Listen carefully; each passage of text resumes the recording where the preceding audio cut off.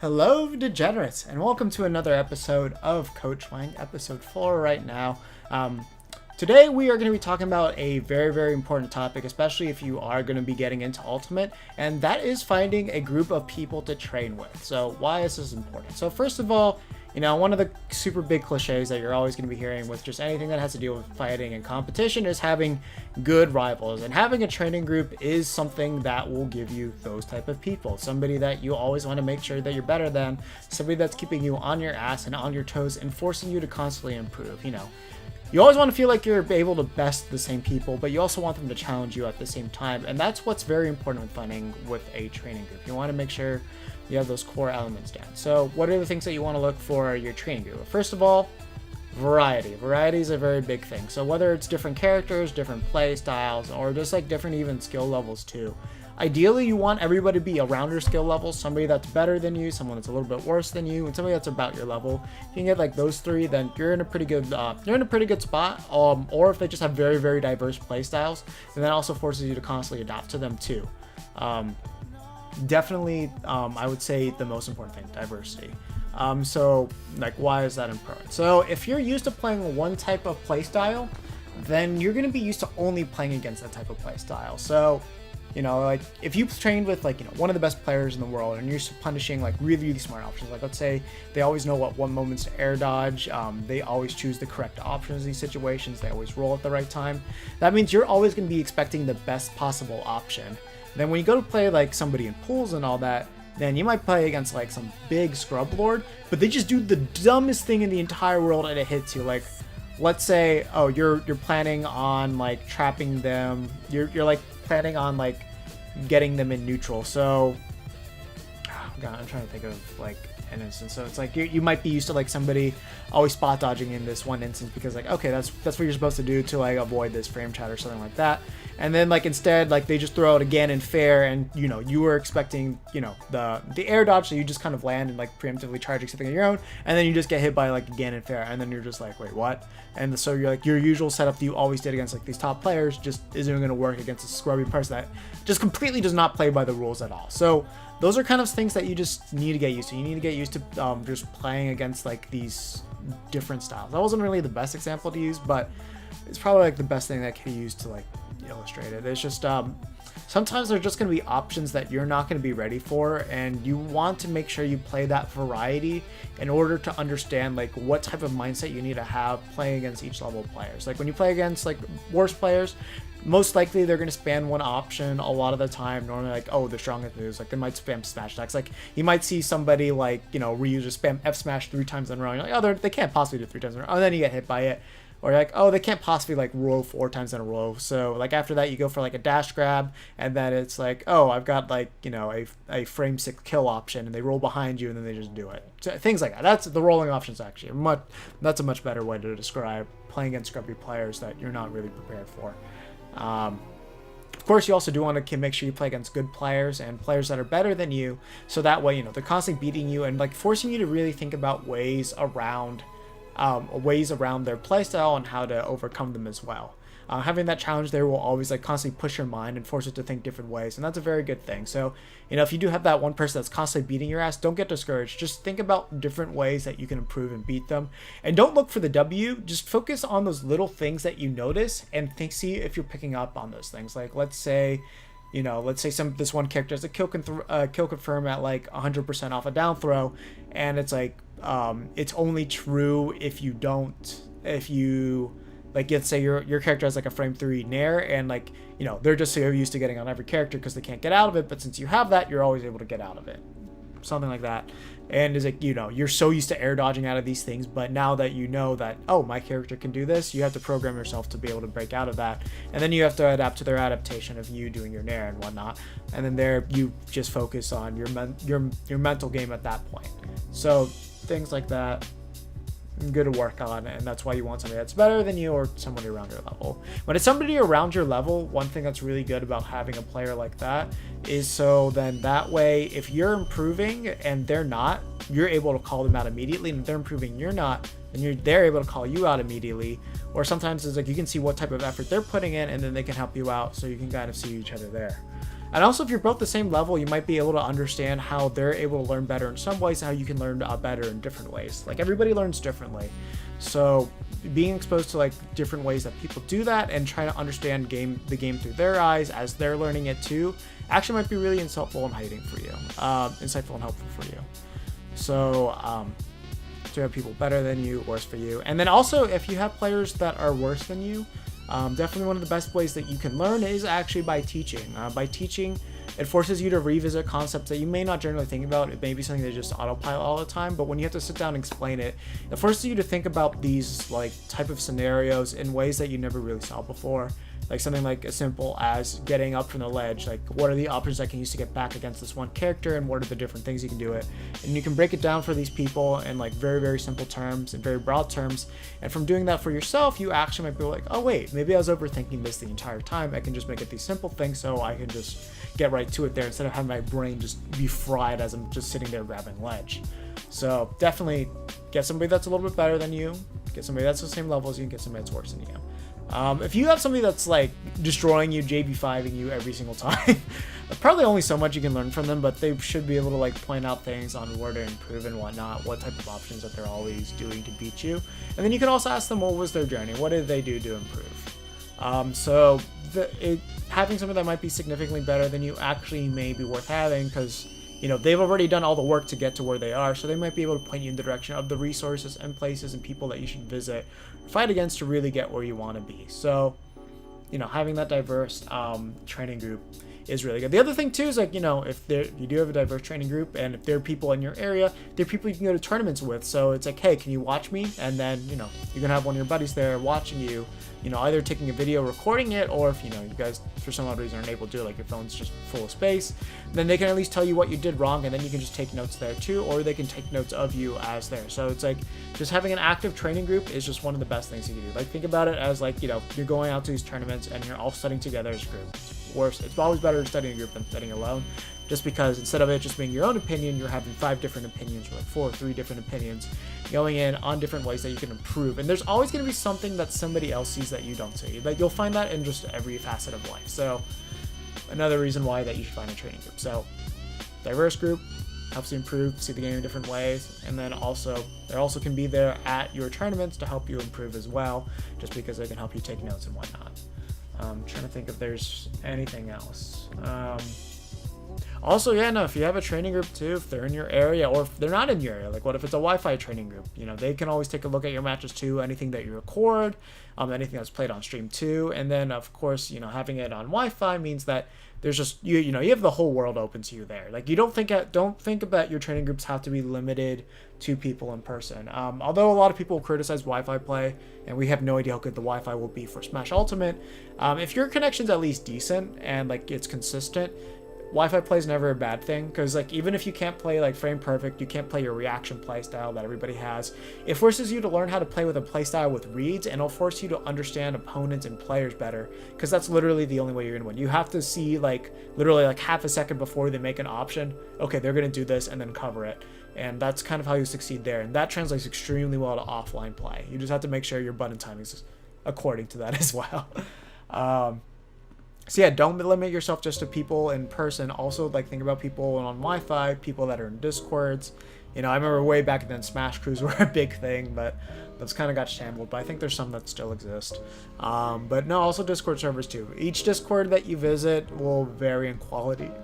Ugh, that's for sure. The Duck Hunt one, I try to make sure that people are at least smart and educated. I don't really care if they're a good player or not. Just don't be dumb. That's the main thing that I always try to preach and teach. But yeah, no, I mean, those are kind of the main facets of finding a training group. Basically, if you want to get good at this game, that's just overall the most important thing you can do. So how do you find a training group? You know, reach out on your local Facebook page, see like, hey, I want to grind. Does anybody want to help grind with me? Of course, going out to the tournaments yourself is going to help a lot. That way you can see these people, you can see what their playstyles are, you can find what people, you know, might be able to help you out with. You can learn more about each people, and you might even be able to form new friendships too. So, you know, go out to your local tournaments now. If you are not going out to your local tournaments to help prepare for Ultimate, I think that's kind of a mistake, just because, you know, if you don't know your local scene, get to know them as soon as possible. If you already know them, then of course you don't really need to go out to play Smash more. But no, get to know your local scene. That's no, it can just only help you, not only in finding training partners, but getting around, helping out with housing, make things a lot cheaper. And then like even when you go out of state too, and if you want people to come with you as well. And then also just learning about where all the fests are, because like fests are definitely one of the best ways for an entire region to improve. You always want to build like a nice community and like, insert yourself into that community and just help foster and help them foster you. It's just all around good synergy. So something to keep in mind. And then yeah, don't be shy online too. Reach out to people that have similar interests to you. Smash boards used to be the way, but now Smash Chords with all the discords, that's probably going to be the best way for you to find people that are playing your character, and then from that you might be able to be pointed in the direction if you need help with certain matchups or certain playstyles as well. Discords are always a good resource for that. And with that said, that basically covers everything with why you should find a training group for yourself. If there's any other important tidbits you want to know, please let us know in the comments below. Because I mean, I just kind of went over a brief thing of like why it's good to have the diversity, how they can help you in person, and how it helps build the community as well. Those are kind of the 3 main points about why you should be finding a training group, how to do it as well. But yeah, no, I mean, if you have any stories about your training group at all as well that you would like to share below, please do it. I want to encourage as many people as I possibly can to go out there and get, these group of people to play with and train with. And it's like, hey, if you're looking for people to train with, comments below, just post in there. No reason not to. If people are clicking on this video, they're probably interested in learning more about training groups, learning more about this game. They're probably serious about playing it too. So, I think just based off that principle alone, you might be able to find some good people if you post your links below for people to like go help and visit. And with that said, that'll be it for this episode. Please, if you like the content, subscribe. This playlist will be updated with all the Coach Wang videos. This is episode 4. I've got some things planned up later on. Definitely on my Twitter. I'll let you guys know. So, follow me on there. That's where you'll know what the next latest videos are going to be coming out.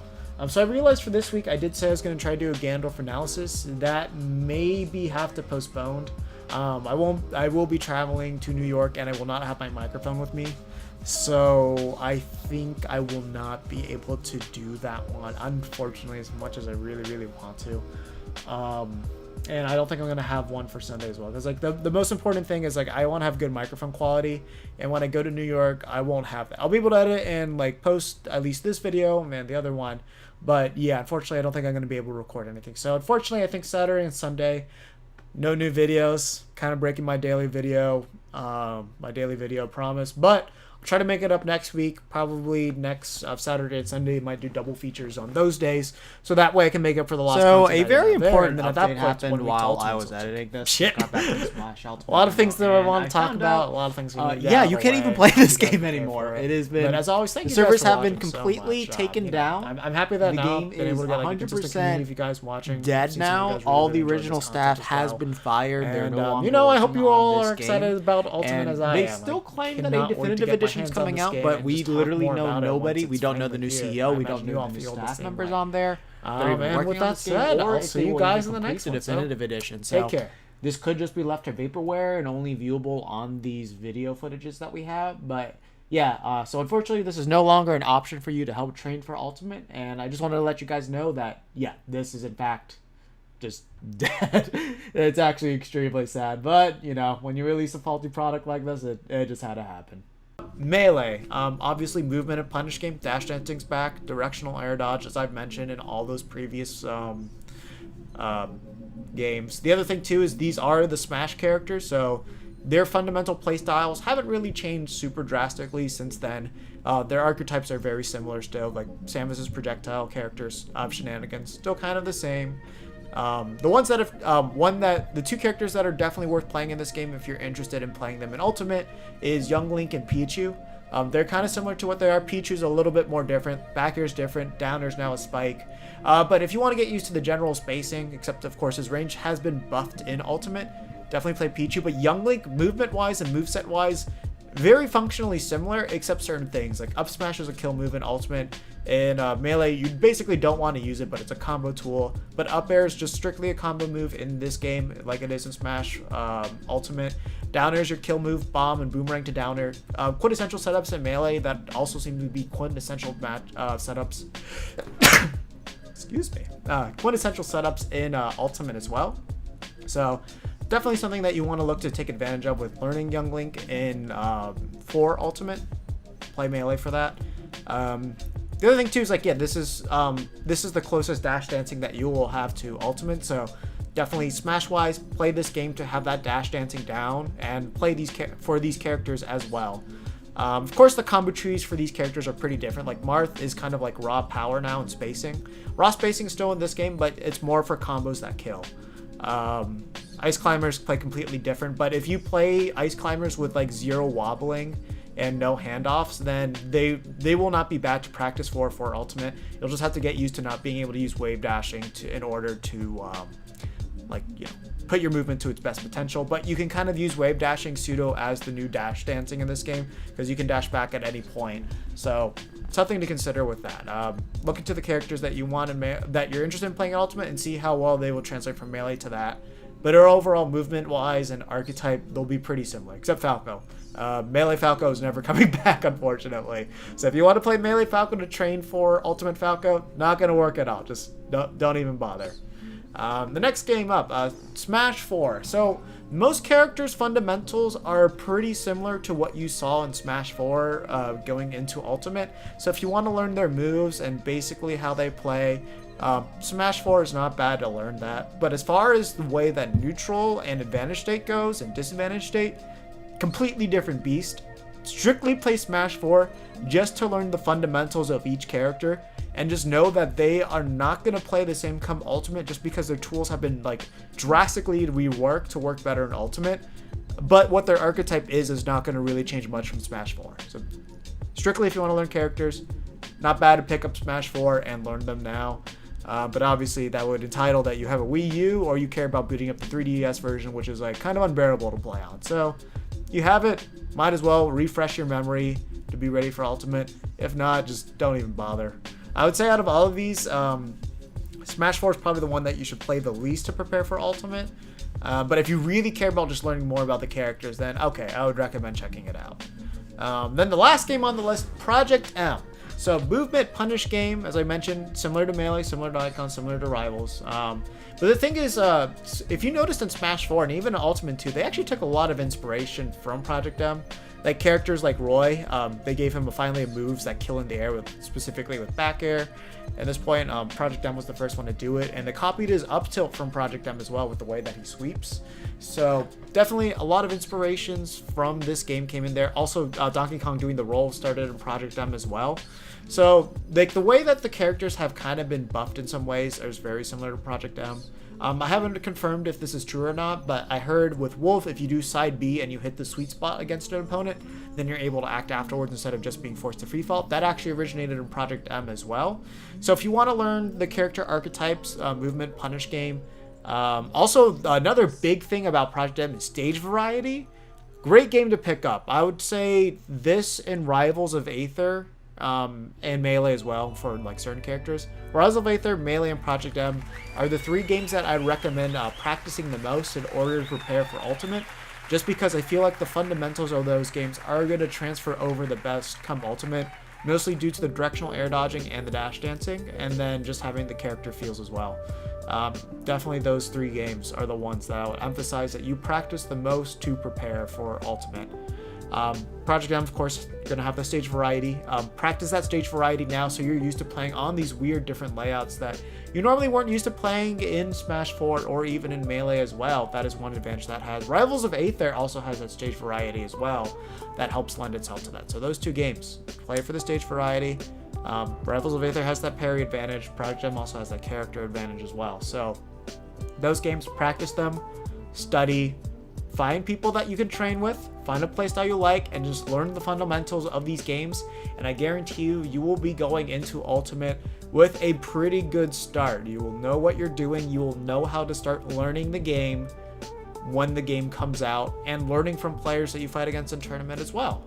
And with that said, those are my 5 key points of preparing for Ultimate. I'll post a link into my list again in the description, so that way you can refresh yourself whenever you want to. So yeah, did you guys find this video helpful? Let me know in the comments below. Let me know what topics you want me to cover up next. I want to go more in detail about each one of these steps. and I want to go more in detail into specifics of Ultimate. I do want to talk about the Advantage State of Ultimate very, very soon. But let me know if you want to talk, if you want me to talk more about these different points. I would gladly go into any of these. Whatever you guys feel like you need to hear to get better at this game, I'll try my best to help you guys out. So let me know in the comments below. Follow me on Twitter when you want to know when new updates are coming out. Subscribe to me on YouTube so that way you know when new videos are going to happen. You'll have to click the bell too. Also, I will let you guys know on Twitter when I will be going stream living. You can follow me on Twitch as well, so that way you know when new streams are coming. Most of the time, we're going to keep those two discussions, and then when Ultimate comes out, gameplay as well. If you guys want to play some few online games with me, I might be about that once this semester's over, but you know, another time, that'll come later. And with that said, thank you guys for so much for watching this. And with that said, catch you guys later. Take care.